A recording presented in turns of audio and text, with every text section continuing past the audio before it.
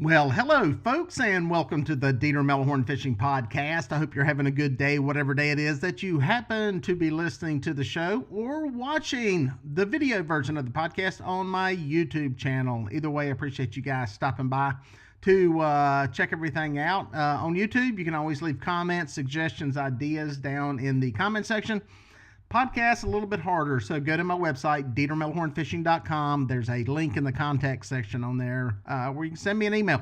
Let me know what you think. Give me some ideas. Give me some feedback. I always appreciate hearing from you. And also on the website, there's links to the podcast, links to the YouTube channel, links to my guide service, links to the gear I use. Everything's on the website, melhornfishing.com. So go check that out if you're trying to get a hold of me. But today, we've got a pretty cool podcast with a captain, guide service operator down on the James River. His name is Captain Christian Moore.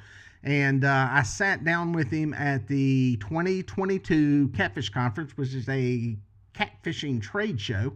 And we got to talk about his business. He's from North Carolina and made a move down to the eastern part of Virginia, where the James River is. For folks that are new to the catfish world, the James River is known for massive blue catfish. The catfish are not native to there, but they've kind of taken over, or at least really done a good job of establishing themselves there. And the area is known for big catfish. Lots of fish every year are caught in the 60 to 100 pound range there, and bigger. There are bigger ones, but it's really notorious for catching fish in that 60 to 90 pound range at a higher than average catch rate compared to other big fish fisheries. There's a lot of places where you can catch fish that size, or there are places where you can catch that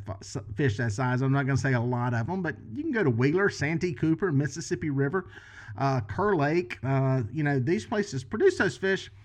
The James River, though, has a knack for producing a lot of fish in that size. Not that catching a fish over 50 pounds is a daily occurrence, but you've probably got a better chance there of catching a 50, 60, 70 pound fish than you do pretty much anywhere else in the country. We're going to sit down and talk with Captain Christian Moore about just that fishery and what it's about, why it's that way, what he loves about it, what you can expect if you decide to go down there on your own. And it's a very insightful podcast. He's a very smart guy. He's kind of eat up with the catfish world like I am, and it was great to sit down and talk to him. And no matter where you fish in the country, I think you're going to enjoy what he has to say. When did you start out fishing? Are you a latecomer to the fishing world, or you've been fishing all your life? I've been fishing all my life. You know, my father got me into it when we were, me and my brother, when we were young kids. Fishing, we had a family farm pond, and then across the street from the church where we went to church, there was a couple ponds that we fished in all the time in the summer. Me and my brother stayed down there. The blue cat side of things, I didn't get into until 2005. I used to be an iron worker. One of my co-workers, it was springtime, he said, "Hey, you want to go catfishing?" I'm like, "Yeah, I love to fish, let's go." So we went up to Danville, Virginia, the headwaters of the Dan, and we put a little John boat in, and I wanted to bring, you know how we all are, you want to bring your own fishing rod. I want to bring my own stuff. So I show up with like a surf rod that I go to the beach with family, and it had like a little tandem rig on it with the little hooks and the duo locks. He said, "What are you going to do with that?" I said, "I'm going fishing, man. I'm going to show you what we're doing here." And so anyway, we get in the boat, we go up to the dam, he walks out on the catwalk, throws a cast net, casts some shad, and we head down river and fish on into the evening. I throw my rod out, and the very first fish that hit, I'm fighting it, and then he's gone, pops off. Reel my rig in, and the hook had pulled, it had opened that duo lock up. He's like, "I told you about those things, they weren't gonna work." He's like, "Here, let me show you how to tie a rig." So tied a Carolina rig on, and we spent that evening catching some pretty good quality fish. I think the biggest one we caught was the mid-40s. several 20s, a few 30s, and I was hooked from then on. And then I was still very involved in work and stuff, so I didn't get to fish that much. About 5 years later, me and my dad, we bought our first boat. We got a pontoon and started fishing the Yadkin River area, High Rock, Baden, Tuckertown, and met a guy there, a good friend of mine now, Chris Hamill, and he kind of showed me the ropes, if you will, and how to target the species. And ever since then, man, I've just been wide open chasing them. Now, back to when you were first fishing, Yeah. little kid, I assume. Uh-huh. What was the blue cat population like then? Where did you grow up at? Where were you fishing at then? I grew up in Summerfield, North Carolina. That's just north of Greensboro. I hadn't really done much. I had never catfished in a river, and the catfish that I had caught were channel cats out of farm ponds. So in terms of blue catfish population then, I couldn't tell you. But from what I've seen in 2005 till now, I would say it's had its ups and downs. I know the James River area and the tidal waters of Virginia, they say the heydays were, 10 plus years ago. And I feel like just in fishing it very heavily for the last 5 years, it's increasingly coming back up. I feel like they have got some things in play on the commercial side of things that have, kind of put some handcuffs on those guys where they can't keep the bigger fish. Especially on the Rappahannock. I think it's a river that's really slept on. Not a lot of people know about it. I try to entice customers to come there. It's closer to my home. I enjoy fishing it, actually more than the James. Yeah. How did you go? Because for people that don't know, you're talking about the Yadkin River. That's kind of central North Carolina. It's east of Charlotte. How did you get from there all the way down to the James? To the James. That's a good question. Yeah. Really good question. So, my friend Chris, I was telling you about, we actually took a guided trip. Me, him, and my dad went up and fished with Captain Hugh Self several years ago. He's a legend. Cigar in his mouth the whole time. I always used to bring him. That's how I get on Hugh's good side. I'd bring him a cigar, and he liked these little cream-filled pastries from the grocery store, and we were like peas and carrots if you brought him in the mornings. But when I went out the first time with Hugh, with my father and Chris, I was like, I love fishing. That's the first time I'd been up in the James River area, and we didn't kill the fish that day. We caught a few decent fish, but just watching the graph and the area we were fishing in and seeing how many catfish were in that river versus where I was used to fishing on the Yadkin or Kerr, I was like, you know what? I want to be a guide up here one day. And I told myself that then. Several years later, my wife's family is from Fredericksburg, Virginia. And we had started having kids, and my wife started getting, I don't want to say homesick, but she was far away from her family, and she realized being that far away after we had children was kind of tough. And she said, well, one day we just started, well, what do you think about moving to Virginia? And I'm like, well, I don't think you'll have that hard of a time twisting my wrist to get me to Virginia. Did you make it seem like she really accomplished something and let her have a victory? Of course. There was synergy there, but for the most part, I was like, obviously I miss being home. I grew up small town guy, lived close to my dad. That's been tough, but moving to Virginia and my passion, especially for the blue cat fishery, or just the fishery up there in general, has really allotted me the opportunity to start a business. I mean, it's definitely a fishery that you can sustain a charter business on. I mean, we all know the James River is world renowned for blue catfish. People come from all over the United States to fish it. Now, for people that don't know the James River, don't know the tidal, because I take it for granted, I'm halfway close to the coast. I kind of understand the tidal world, understand what that river is like. How does that compare to an inland river? And I'm not talking to Mississippi or Ohio, but like the Yadkin River, the Catawba River, the Tennessee River. Tell people the difference in the dynamic between, because those are really, they're rivers, But they're really different. They are extremely different, and you use the word dynamic, and that's how I explain it to a lot of people. They're tidal, right? So in a 24-hour period, that current is going to change directions 4 times. It's going to go out, it's going to come back in, it's going to go out, and it's going to come back in. As anglers, and what I have learned studying it, what that gives you an opportunity to do is fish a lot of different patterns within a 12-hour period. You know, I have places that I enjoy fishing that are really good on incoming current, and I have places that I fish that are really good on outgoing current. There are areas of the river that are really good when the current is at its peak, and then there's areas that are really good when the current is starting to slack off and it's getting slow. So tidal water is just, from targeting an apex predator, really gives you a lot of different choices if you learn them. Now, obviously, if somebody said, hey, I'm wanting to get in there and go fishing, I'd tell them to call you and go with you as a guide because you know what you're doing. But some people are going to want to go on their own and go, I'm going to go catch some fish down here. Right. What kind of challenges do you face when you do that on a place like the James River? What do you look Weather's a big one. You really need to pay attention to your current direction, the incoming and the outgoing versus the direction of what the wind's doing. Because a lot of times the river can get really nasty when it's done with bucking the tide, when the wind's going one way and the current's going the other. That can create some pretty big waters out there. And if you have a smaller craft, it can be really dangerous.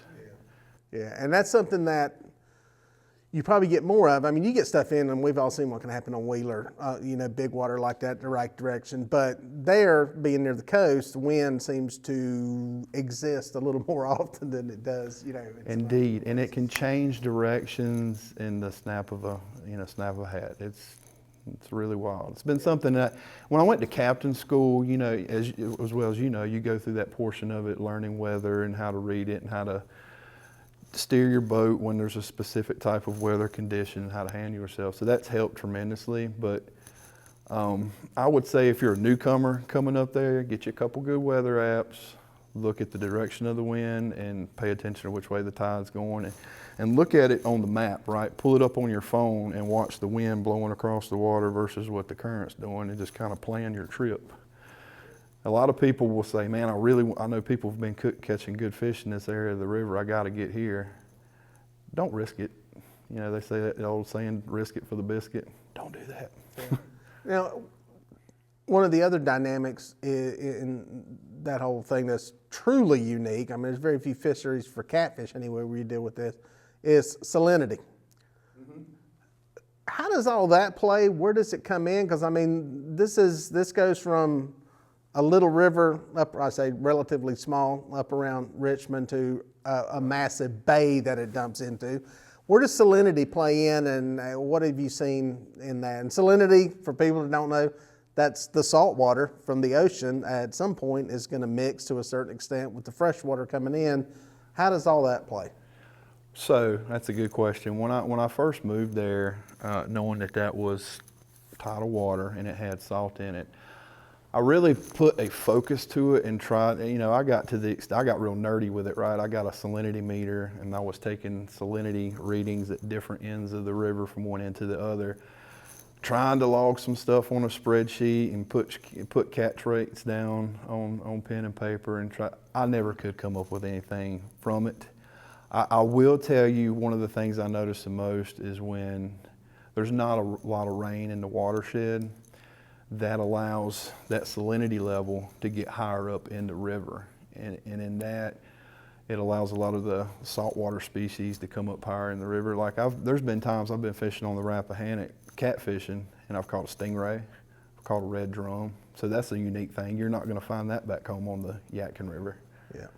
So floodwater plays a part in this, the influx of fresh water into. Indeed, that is a big part. How far, I mean, how salty, how much, and I know it's hard to define, but I mean, how far down can you catch these fish? Are you catching them down to where? I personally have fished all the way below Williamsburg area, if you're familiar with that. Yeah, maybe 5-10 miles below Williamsburg, I've caught them. Wow, that is amazing. Yeah, catfish are tough. They can endure things a lot better than other species of fish. Their tolerance in terms of oxygen, they can thrive where there's lower oxygen levels than other things. They're a tough fish. They really are. Because you're at the coast, you've got big commercial fishery there. Mm-hmm. What's for people that don't know, there's been some debate about the blue cat down there. Indeed, yeah. Take us through that history as far as what has happened and kind of how that whole evolution of how that came about. The history of it, I probably can't tell you as best as some, but I know a lot of especially up in the Maryland area, they're very aggressive towards the blue catfish species because of the mussel beds, clams, crab. They're eating our crab. Because the blue cat is a non-native species. Yep, that's right. I think Game and Inland Fisheries introduced, I think mid-'80s. Don't quote me on that, but I think that's when Virginia, maybe late '70s, mid-'80s, that's when they started putting them in the rivers up there. But and it's just not the shellfish. They've been blamed for the striped bass decline. All sorts of things. And I will say, all these things that they're getting blamed on because this is tidal water, they're migratory species, and that the striped bass or the crab during certain times of the year they're going to push up in the river. Well, yes, the catfish are there. They're going to eat them if their menu changes. It's like a buffet for them in that area. Yeah, they're going to eat them. But are they the true reason for the decline? I don't know. There's a lot of other things out in the bay, a lot of commercial fishing that generate bycatch and kill a lot of fish. I think that would be just as much to blame, if not more, than the blue catfish, because we put them in there. They're natural predators, not found in those waters, but we put them in there. You can't blame the species per se. Not to mention water quality. That's always a shifting sand too in most areas, especially near municipalities and everything like that. What do you know about there was a shocking program? Are they still doing that? I know they instituted a commercial shocking program. That is correct. They did not do it this past year on the James, I do not believe, but me and some of the captains that rode up yesterday together, Chuck Jarvis, good friend of mine, he did say that they are going to be running 2 boats. I think there's 2 permits that are allowed per river. Don't quote me on that, but on the James it's 2. This is limited. It's not a widespread shocking deal. It's a limited deal, and they're harvesting them for, I guess, to go to market, or? I believe so. Yeah. Okay. Yep, to go to fish market. That's correct. I do know, Dieter, and you might remember this, when I first moved there was a meeting with Game and Inland Fisheries, and I actually emailed you the meeting minutes for you to take a look at, and we actually got in play, they're not supposed to keep them over 32 inches, the commercial guys. Okay. So, and that, for anybody that's a trophy guy out there on the river that likes catching big fish, that's a win for us. Yeah. Because you want those genetics kept in those waters. It's just like deer. Better deer, when you breed them, they're going to, their offspring are going to create, bigger bucks. And I think that's going to be true to form with a catfish or any creature. That's just like us. How much commercial fishing outside of the shocking takes place there? Is there a lot of it, or? A lot of crabbers run up in the river. But for catfish, there's hoop netters that, okay. You've got hoop nets set on the river in locations. You'll see a buoy here and there, and that's a catfish pot, or what we call a hoop net. Yeah. You see those. Are those fish sold to pay lakes for food? After they remove them from our river, I have never done research myself to know what they do, but they're taking them to market. They're sold for food, I would imagine. Yeah. I was just curious about the dynamic there because, like you alluded to, I've heard people say there's been a decline from the peak, but what was the peak from what you've heard? What was the greatest? I never got to, the times I went up there and fished with Captain Hugh, it was decent fishing, but I've always heard, my tournament partner, Dean Irwin, that I met up there, he's a well-rounded fisherman. He's lived in that area for 30 years. He's a multi-species guy. So he doesn't just do catfish. You hear him and his buddies talk, from mid-90s to 2008, 9, in that era, they just said, you could go anywhere on the river and drop a piece of bait in the water and catch a 40, 50-pound fish. So I guess the what I've heard them guys say is the commercial fishing's really hurt it, because I guess there for so long they were just slamming it with no regulations for so many years. It declined it. Yeah.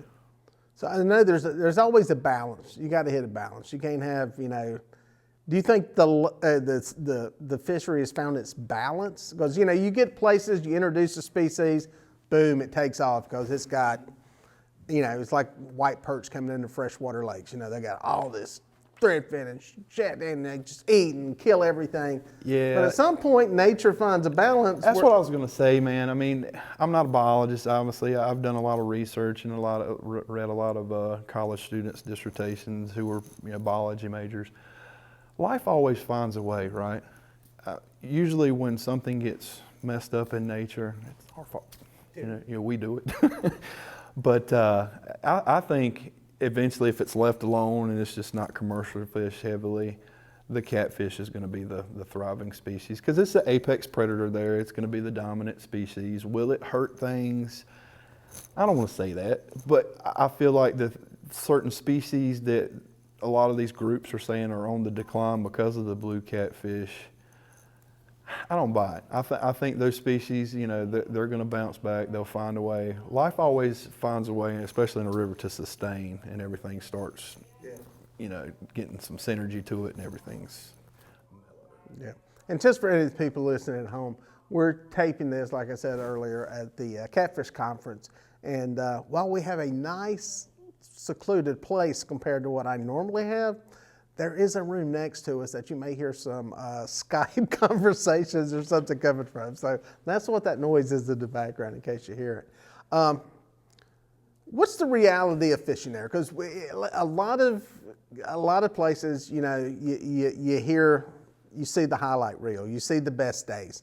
You go to a guide's page, you probably do it too. You don't put your little fish on there. You don't put your blank days on there. There's a reality in the middle, and I have it too. Listen, we just came off one of the deadest, most difficult times of our year to fish a couple weeks ago. It was hideous, as bad as it is like in June. But you have your great times too. What's the reality up there? Take us through the seasons as far as what you can expect, and what the reality is, you're going to, from the low end to the high end. Well, start in January. That's one of the things I love about tidal water, and not just January alone. I feel like you can catch fish, you really can, year round, even if they're really spawning hard. I don't. When I see that water tipping into the 70s and low 70s, I leave them alone. I try not to target the big fish. I let them breed, do their thing. I try to give them a 4 to 6 weeks break, and then we'll get back into some post-spawn fish. But really, Dieter, the James River, it's an amazing place. I mean, of course, you're going to have your days where a huge front pushes in. You got some really mean lows or some highs that locks the fish up a little bit. But 9 times out of 10, even if those fish aren't actively feeding, you can set up somewhere on that river in a specific set or pattern and put a fish in the boat. It's and I'm not trying to blow my own horn. I can't remember a day where I've went and not boated a fish. It's been a long time, but it does happen. It's fishing, right? You're not always going to slam, but there's definitely days that are better than some. Yeah. What are your seasons like up there? As far as, are there better months? I mean, is it? My favorite is probably pre and post spawn night fishing. When the water temperature comes up, it seems like the fish just have a whole new level of strength, especially pre spawn. They're kind of weak post spawn. They've been making babies and whatnot, but I feel like warmer waters gets them really fired up. Night fishing in itself adds an extra level of excitement to it, because you lose your ability to kind of anticipate what the fish is doing unless you're running all kinds of fancy lights and stuff. But really, in the same sense though, wintertime fishing's really good too. They stage up in their wintering holes. They're a little bit easier to target. The bigger ones, they seem like instead of being so spread out and scattered, they're more congregated in areas. If you were wintertime, I'll tell you like this: before I moved to Virginia, blue cat fishing, I used to always say fall and winter was my favorite time to catch them. Now I've kind of transitioned into a spring, summer guy. Really? Yeah. Because I hear that from a lot of people. I mean, if you ever watch my video, I always thinking our inland waters that fall or early winter before it gets into the 40s, water temperature wise, is like primo time. And it's good up there too, but I've had some really good nights on those rivers up there. I think the best night I've had with big fish, I've caught 5 fish over 60 pounds in one evening. That was a lot of fun. Yeah. Actually. Now, do you have to, and I know everybody, I see a lot of big bait fishing up there. Is that to eliminate small fish? I mean, are there a lot of small fish too in that fishery? We hear about the big ones, but how many of is there a lot of small stuff up there too? Is it? Yeah, absolutely. Yeah, there, a lot of different areas will hold them more than none. I try just out of habit and fishing there for so long, I usually tend to set up on where I know larger fish are, but you'll always get the occasional 5 to 10 pounder. You'll accidentally, I went to reel a rod in and it'll have a little 2-pound blue cat on it. This has been down there drowned, and you're like, "What are you doing, little guy?" He's like, "Help me out." So they're there, especially on the Rappahannock. I would say it may not hurt that river to commercial fish it a little bit more because it has in the 2 to 7, 8 pound class. You might could walk on them, Dieter, if there's so many in it. There's a lot of little small blue cats in the Rap. Now, forgive my ignorance. Does the Rappahannock feed into the James, or is it a totally separate system? It is a separate system. It's north of the James River. It actually feeds into the bay. Is it easier to fish, harder to fish? Both from a technical standpoint and just the size of the river? They fish very similar. I prefer going to the James in the fall and winter. And I feel like just because that's my comfort zone, that's where I've spent most of my time, winter and fall fishing. But when springtime comes, summer, when people call me up, "Hey, I want to book a charter," I always say, "Hey, we need to go to the Rap," because it's right there at my house. And when I first moved to Virginia, that's where I spent most of my time. And we moved in before school started for the kids in that time. So that's where I was fishing, summertime. And it's probably just as good on the Rap in that fall, winter months. I just hadn't spent the time to learn the patterns, but they're there, caught good. You may not know this. Was the Rappahannock stocked with blues, or did they get anglers stocked with blues? I do not know the answer to that. From what I have read, Game and Inland Fisheries put them in there as well. Gotcha. Why do you think blues get so big down there? What is the magic combination of stuff? The limitless supply of food. Those tidal rivers in our area are really easy to catch bait. They're full of gizzard shad. I mean, like we all use different baits depending on what's running during the time of year. We have a hickory run. White perch is a real big heavy hitter up there for fishing, but those fish have literally a buffet of things for them to eat. And I think, from a biologist standpoint, I think they might tell you that salinity in the water may have something to do with it. The conditions, because it's probably some pretty healthy water for it, and that the going back and forth, that's going to highly oxygenate the water. I can probably tell you that would make a difference for sure. How do you catch bait down there? I grew up throwing a cast net. They have what's called a gill net, which at first was a cumbersome pain in my behind when I first started running them. Explain to people what a gill net is for people that don't know what Sure. that is. A gill net, you have to buy a license for them. It's an annual fee. They have, I believe, it's 1 3/4 mesh on them is the legal size that we have to run for your gizzard shad. It's got a lower line and a top line. The top line has floats on it. The lower line is weighted. It's got a lead core. It's got little pieces of lead affixated to it. And you store it in a tote or a bucket or a container or whatever, and you pay it out. You put it on the front of your boat and put it out. Fish swim into it, then you retrieve it, pull the fish out, and it sounds really easy, and it is now, but it was a pain in the butt at first.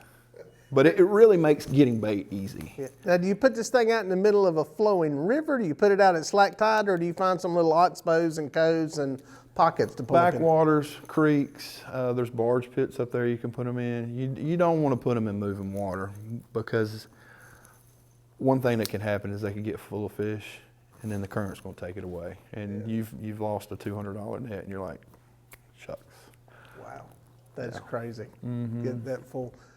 I mean, what else can you fish with? That may be intimidating for somebody who decides they want to venture out on this place. I mean, does other stuff work? I ain't gonna say chicken. We ain't gonna get into that conversation today. That's a catfish, man. Yeah. If it has an odor to it or it smells, it will strike their curiosity, I feel like. But, you know, I'm old school. I feel there's nothing better to use than what's naturally found in the waters that they're feeding in. You know, I try to match the hatch, if you will. You know, if you're going after an apex predator, you want to try to present them something that what they're eating in their natural waters. But I'm sure, you know, I've heard of people using chicken, or you could probably use dough baits or whatever they sell at the store. But I really don't feel like if you're targeting trophy size fish that you're gonna get one with some of that stuff. I feel like you want to use perch, shad.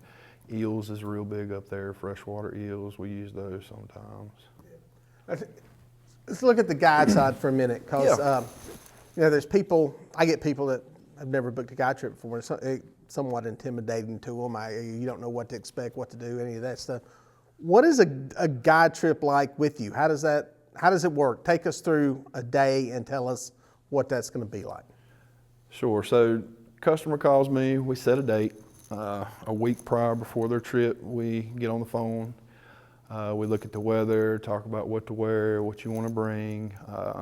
If it's a day trip, we meet at the dock at 6:30. What a lot of them don't realize is I'm getting up at 2:30, 3 o'clock in the morning. I go catch fresh bait every morning before my trips. I don't use bait from the previous days. Get on the boat, we go over some safety stuff. I let them know where the life jackets and all are, and then I always tell them, repeat after me, we will not need them. And you know, we head out and fish some spots and keep an eye on the weather throughout the day. And I always keep safety on, you know, as my main focus when I have people out on the boat.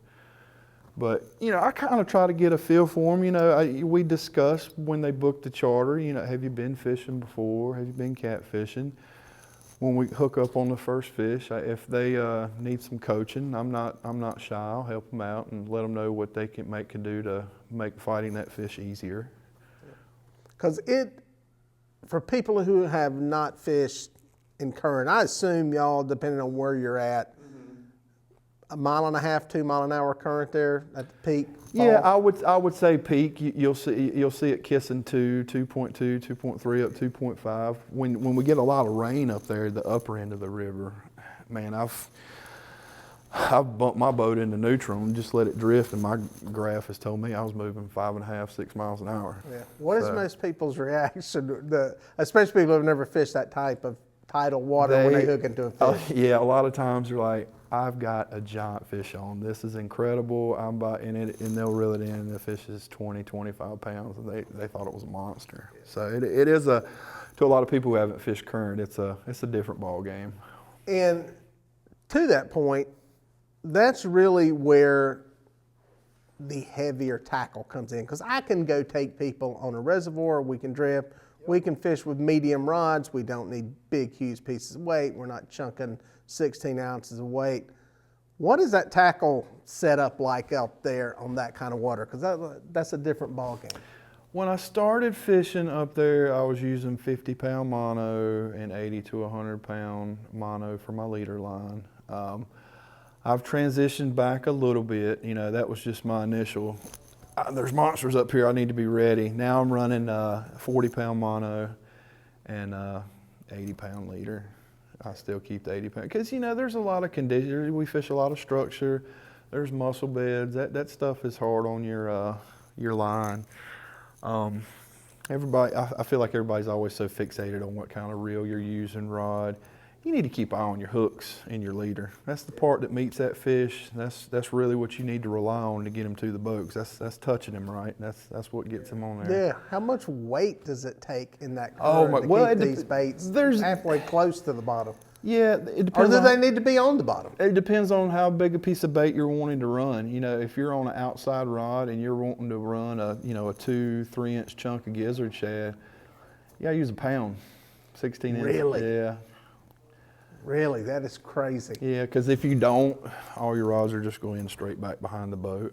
And when I fish, I like to. A lot of guys, they just throw them right out the back. In certain scenarios, if I'm fishing a big mud flat that's got current on it, I try to increase my percentages, right? I try to get those rods thrown out there to where I can get a good wide scent trail going back to attract the fish. So I think using a heavier weight is necessary for the way I do it, at least. Now, are there any places, because those type waters that I know were like South Carolina, Winyah Bay, those kind of places there, where do the fish hide in there? Where do they go to get out of the current to get the breaks? You know, There's a lot of structure on these rivers. And not only structure will create current breaks, the natural way that the rivers bank and slope will create eddies underwater. We call them swirly holes. I tell you, if you're just getting into catfishing, one thing I would recommend is if you want to learn a body of water, pick a day to go out there and study it where there's zero wind. When there's zero wind, you can look at the surface of the water and kind of monitor how fast it's moving in specific areas. And that will really teach you what's below. You see maybe the river's running this way, and then 20, 30 feet away from it, it's going the other way. You're like, well, what the heck's going on over here? Go over and graph it and check out what's there. That's what I did a lot. There were days when I first moved here, I wouldn't even put a hook in the water. I would just ride around and try to find structure, breaks, natural areas that would funnel the fish to make it kind of like a traveling corridor. I feel like that's a big thing. Yeah, 'cause that's the thing a lot of people don't realize is it's not all water flowing through there flows the same speed, flows the same rate. And honestly, like you said, in the same direction. I mean, there are places with the right, it can flow back upstream. Yeah, and when it's a windy day, you have to be pretty precise when you anchor on it, because if you get blowed off anchor, you drift over to that water that's moving in another direction, you start doing this. You're spinning. Yeah. Now, what happens, talking about the spinning, what happens at a tidal turn? Because folks may not realize this, but the water goes one way for about 6 hours, and then it turns around and goes the other way. What is that dynamic, and what happens then with the fish? I mean, they're obviously used to it, but how do they react to it? From what I've experienced thus far, on certain days when they're feeding really heavy, they'll feed up until the water's slacking up. And then we've caught fish. We've forced ourselves to stay on anchor and caught fish to the point where the boat's about to turn around. But I think a lot of times what happens is if they're not really actively feeding, they're just hanging out in the current, just swimming, hanging tight. When the current lets up, it allows them a chance. They're going to pick up and move and get ready for that next switch. So a lot of times that's when we catch them, because they're just sitting there in the current, relaxing. When it slows up, they're getting ready for their next set. So they may move to another location where they're going to be in some protected waters where the current's not as high, and that's when we'll catch them, when they're up moving. Almost everybody I talk with, I've interviewed John Garland, he fishes down there. I've talked to Chris from Catfish, he fishes down there. Everybody's anchor, anchor, anchor. Does anybody try doing any bumping? You say I'm not a bumper. I've bumped twice, but I pull boards up there, do a lot of drifting, do a lot of just long lining where I suspend baits and I'll drop the trolling motor down for boat control and just go on with the river. And I try that tactic a lot, especially when the fish aren't feeding very heavily. Maybe I can get more of a reaction bite from them, drifting a bait by them, hitting them in the head with it. So, and that just comes, Yadkin guy, right? I grew up Yadkin River, Kerr Lake, pulling boards, dragging. It's a big part of the game in those areas. Yeah. So when you're on a river trying to do that and you drop that trolling motor, are you dropping the motor and putting the bow into the current and using the motor to slow your drift back? Yep. And are you the typical half the speed of the current kind of deal? It depends on how heavy the current, because one of the things that is really hard is weights, right? If you're fighting current, you got to get your bait size right. You got to know if your bait is even within the realm of where the fish is hanging out. And I feel like if you're pulling the baits too fast, they're just going to drift up.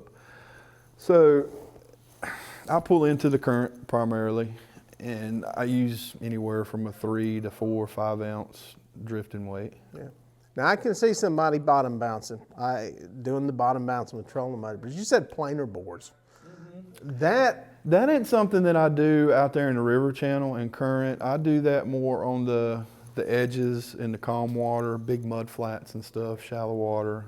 I was going to say, if you're able to float back in current with planar, but that's a dynamic that would really be, because I can just see getting the exact amount of weight you need to keep it down. You would have your hands full constantly, because one thing, it's tidal. So when you start your drift, you might be in a 1.5 miles or mile per hour current, and then it peaks and you're up around 2.5, and then it starts declining and you get back to 1 mile, 1.5 miles to 1/2 mile. So you constantly have to be changing your setup, your weights. I don't have the patience for that. Yeah. That would be a lot to juggle too with clients, I think. Oh, for sure. Yeah, you definitely wouldn't want to do it with customers on the boat. Yeah, that's crazy. So, what's the future of your business? Are you gonna stay in the catfish niche? Or are you looking at expanding into striper, saltwater? I hope to expand to other species. That's kind of why I selected the name Real Country Guide Service. I didn't want to lock into one species and associate the word catfish anywhere in the name of it. That part of the country where I live, there's a lot of species. I hope to one day start targeting the striped bass, as well as maybe do some crappie trips. And one of the things that I got turned on to a couple of years ago is cobia. I don't know if you went cobia fishing. That is a very exciting creature to catch. They're interesting because they can be almost like one of the dumbest fish in the world, because they'll swim right up to the side of the boat and look at stuff. Yep. But yeah, I think that's their curiosity. Yeah, more than but when you're anything. trying to find them, they're like horribly elusive. Yeah. Many of the trips I have gone cobia fishing with my partner, we've caught more sharks and rays and skates than anything. But I've had some good days out there, and those things pull like you wouldn't believe. Now, when do cobia show up in that area? Because I'm just getting into it. I'm not sure. They start moving up in the bay in the springtime, and usually they start seeing them down in the the lower end of the James River, and then they move on up the bay and they get out in front of the other rivers. Now, is that an area they're coming into to spawn? I don't think the cobia come in the rivers. I think when they spawn, they're out on the sandbars and stuff out there, still in the bay. Yeah, because I'm not. And don't quote me on that. I hadn't mastered that species by no means, and I hadn't mastered catfish. But the cobia is something that I'm now learning about, and they're from what I can tell, I do not think they come in the river. No. Well, that is one of the things about that area that is really nice. It's got diversity in species, and you can get tired of fishing for saltwater stuff, and then you can go catch some giant fish, or vice versa. And that's a cool part about that part of the country down there. Yeah, and obviously this business for me is something I would like to grow. If it presents an opportunity where I can afford a larger vessel and get some, because right now my G3, that's not something that I can take out there in the bay, because the bay can get really nasty. You don't want to be out there in a 20-foot aluminum john boat. Yeah, for sure. That's a super. I've taken it out there, but you got to pick your days. Yeah. Versus a deep V, traditional glass boat or a deep V aluminum, they're gonna be a little bit safer ride for you. Well, I'm going to put links in the description, but the best way for people to get a hold of you, I know there's usually a good way to get a hold of a guide. And one tip I always tell people on guides, don't even try to call them in the middle of the day. call them in the evening because that's when everybody returns their phone calls. I would say the best way to contact me is through the phone, a text. Pop me a text and say, hey, this is such and such. We're interested in going out on a trip. My number's 336-988-1394. Shoot me a text. I'm going to get back with you. And I'm not going to wait till that evening. If I got my hands full, as soon as I get my hands cleaned off and get set down, I'll call you. Well, there you go, folks. Whether you go down there on your own or you decide to book Christian Moore as your guide on your next trip, one thing's for sure, you're going to learn a lot. You're going to learn a lot if you've never fished these kind of waters, and you're going to learn a lot if you get on the boat with him, because I'm telling you, the guy likes to talk about fishing. He likes to talk about catching fish, how he does it. He is one that will, if nothing else, give you a seminar on the water. And I'm going to try to get back down and tape some stuff with him, so hopefully I'll have some videos up here on YouTube. But I'm telling you, I think he's a very smart guy. He's a student of the game, and I think if you're trying to learn, I think he's a great one for you.